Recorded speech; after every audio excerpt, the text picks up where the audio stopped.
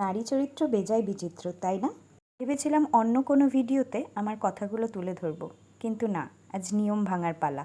ঘটে যাওয়া ঘটনার বিরুদ্ধে প্রতিবাদের এই রকম রূপের সাক্ষী বোধহয় আমরা প্রথমবার। সহজ ভাষায় নিজের কিছু বক্তব্য রাখতে এলাম। এতে কেউ অস্বস্তি বোধ করলে একদম এড়িয়ে যায়। রেপড ভিকটিমদের প্রতি সোশ্যাল ট্রিটমেন্টটা, মানে তাকে নিয়ে সমালোচনা, তাকে অ্যাবনর্মালি দেখা, সেটা বন্ধ করতে হয়। এতে যারা রেপিস্ট, রেপের পরে তাদের চরম আত্মতুষ্টি যে এই মেয়েটিকে কোথাও মুখ দেখানোর যোগ্য ছাড়লাম না, তা হয়তো কিছুটা কম হতে পারে। নতুন নতুন ক্রাইম করে ওরা কিন্তু আমাদের চমকে দিয়ে যাচ্ছে, কিন্তু আমরা কিন্তু দৃষ্টান্তমূলক শাস্তি তাদের দিতে পারছি না। ফাঁসির মতো সহজ শাস্তি কাম্য করে দয়া করে ওদের নিরাশ করবেন না। তিলে তিলে ওদেরও প্রাণটা বের হতে দিন। এভাবে ওদেরও মেয়েটির সাথে সমব্যথী করে তুলুন। এই ঘৃণ্য ঘটনাটির মতন চিন্তাধারা কিন্তু আমাদের সমাজের ম্যাক্সিমাম মানুষের। হ্যাঁ, এই কটি ছেলে তা পরিণতি দিয়েছে মাত্র। তা না হলে এই ঘটনা হয়তো বারবার ঘটতো না। সোশ্যাল রিফরমেশনের দায়িত্বটা শুধু পুরুষের কাঁধে চাপিয়ে দিলেই হবে না। একজন খুব জ্ঞানী ব্যক্তি বলতেন, মহিলাদের ভিতর থেকে পুরুষতান্ত্রিক সমাজ শেষ না হলে আমরা কোনোদিনই ইকুয়ালিটি পাবো না। দয়া করে আপনার ছেলেটিকে আতুপুতু করবেন না। আমার বাবু পারে না, সে গুছাতে পারে না, সে কিছু গড়িয়ে খেতে পারে না, এই রকম বিকলাঙ্গ তাকে তৈরি করবেন না। আপনি ভাবছেন তো আপনাকে ছেড়ে তার চলবে না, আপনার দাম বাড়ছে তার কাছে?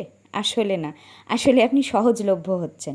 আপনি চলে গেলে তার কিছু যায় আসবে না, বরং আপনার মতো করেই সে কিন্তু আরেকটি মেয়েকে জাজ করতে শিখবে। কোন কাজটা মেয়ে ছেলের, কোন কাজটা ব্যাটা ছেলের, কোথায় লেখা আছে বলুন তো?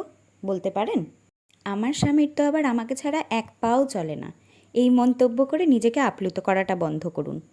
আপনি কোনো কারণে অক্ষম হলে আপনার মতো আরেকটি লাঠি কিনে আনতে কিন্তু তারা দেরি করবে না, এবং তাতে কিন্তু সহযোগিতা আপনার মতো মানসিকতার মহিলারাই করবে।